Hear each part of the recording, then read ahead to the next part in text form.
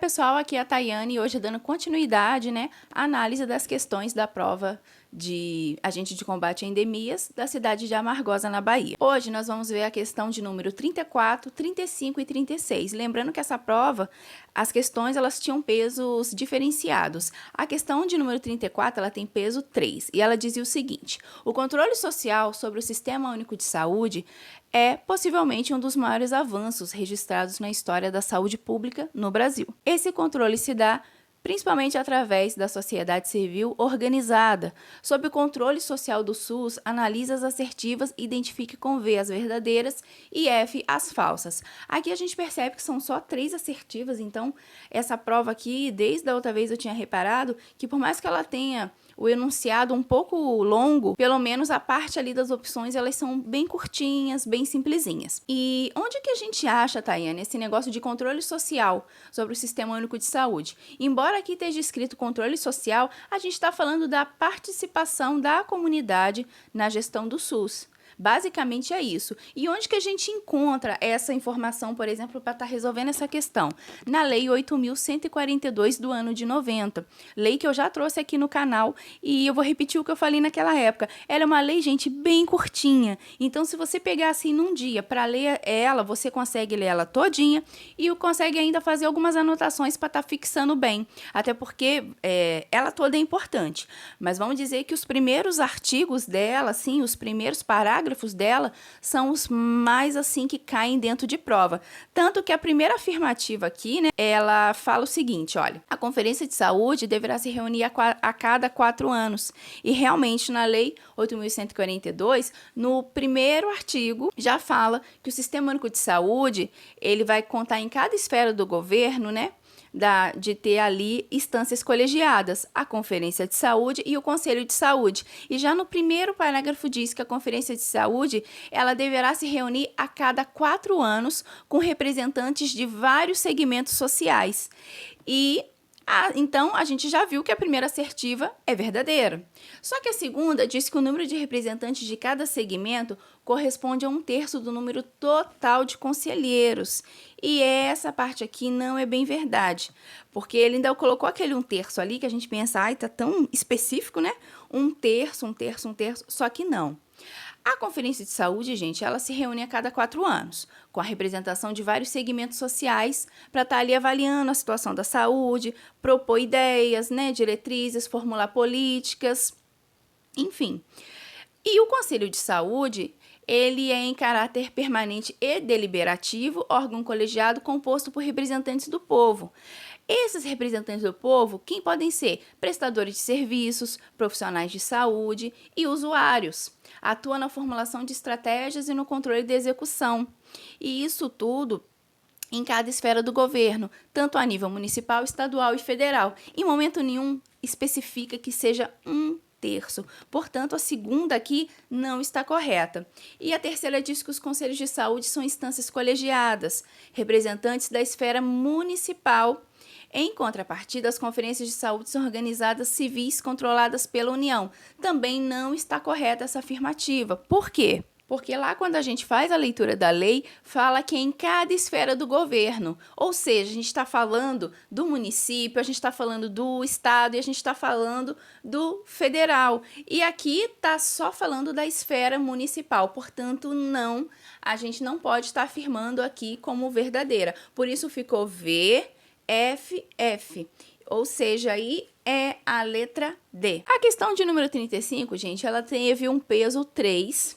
E eu gosto bastante dela porque ela fala ali a parte das doenças. E eu gosto muito desse tipo de questão porque eu acho que ela ajuda muito e ela valoriza muito o estudo do candidato, que com certeza leu sobre doenças. Então, olha só, considerando os vetores que transmitem as doenças, numere a segunda coluna de acordo com a primeira.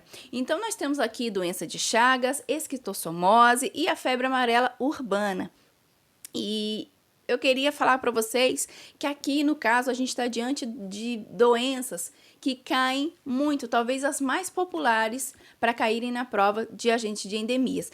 Eu ouso dizer que aqui falta somente a dengue, porque essas aqui elas são bem famosinhas. Aí você vai falar, Tayane, mas tem também cai a leptospirose, cai as DSTs. Sim, muitas doenças são cobradas tanto para o agente de saúde quanto para o agente de endemias. Só que aqui eu posso dizer que a gente está de frente para as mais famosinhas e que tem chances bem grandes de cair, só faltando mesmo aqui a dengue. Bom, gente, a doença de Chagas também tem um vídeo dela aqui no canal.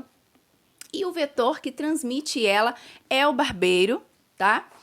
E o agente etiológico é o Trypanosoma cruzi. Então, aqui no canal já tem um vídeo sobre isso. É uma doencinha aí que o pessoal fala bastante. E teve um tempo atrás que ela também ficou mais famosa ainda, porque as pessoas estavam associando ela ao açaí. Teve um monte de reportagem e tal. Já a esquistossomose é a doença realmente do caramujo.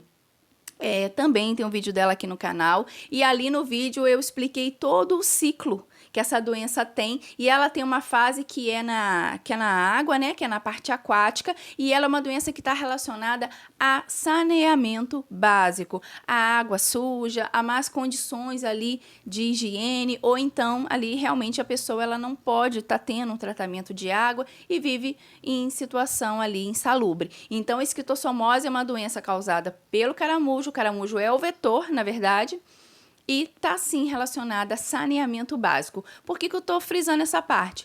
Porque mesmo que o nome dela não esteja no seu edital, se tiver escrito saneamento básico, ela pode ser citada dentro dessa matéria, tá ok?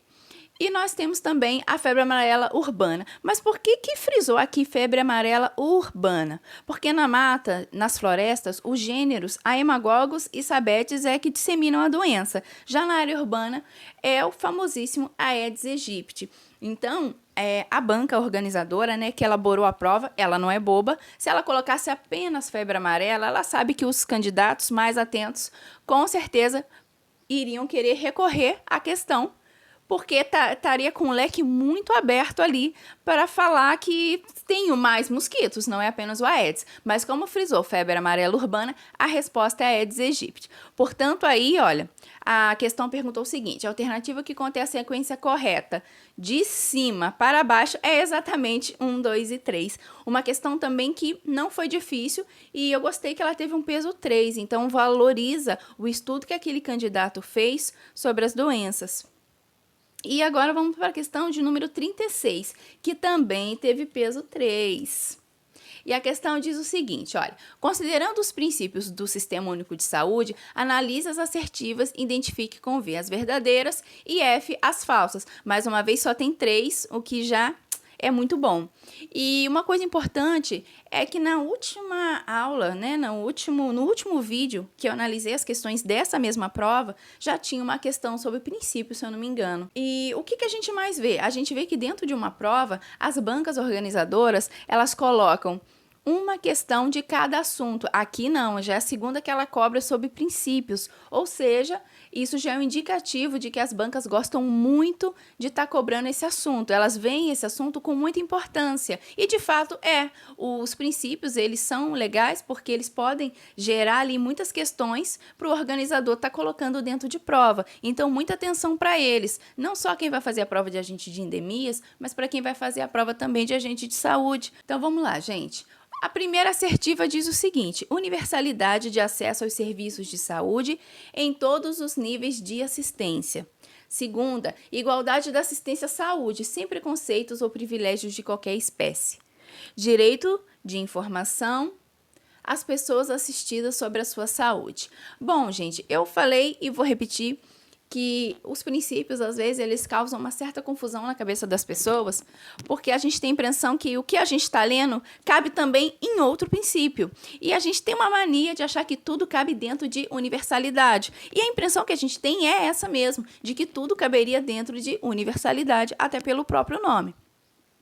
Só que acontece que quando a gente coloca o nome do princípio, o princípio da equidade, sempre vai ter uma palavrinha que vai te indicar qual princípio que está se referindo. Veio ali toda a explicação, tratar os desiguais com desigualdade para poder igualar. Aí você pensa, opa, sempre que fala esse negócio de desigualdade, tratar com desigualdade os desiguais, eu já sei que está relacionada à equidade. Então, assim, tem palavras-chave que fazem a gente se ligar no termo. Então, por que eu estou falando isso? Para a gente não achar que tudo cabe dentro de universalidade. E a primeira assertiva, ela está correta. Universalidade de acesso aos serviços de saúde em todos os níveis de assistência. A gente, quando está lendo lá o conceito de universalidade, basicamente é isso mesmo. O da igualdade também está correto. Igualdade de assistência à saúde sem preconceito ou privilégio de qualquer espécie. Então, independente de classe social, cor, religião, etnia, aquela pessoa ela tem direito ali a estar recebendo a assistência à saúde.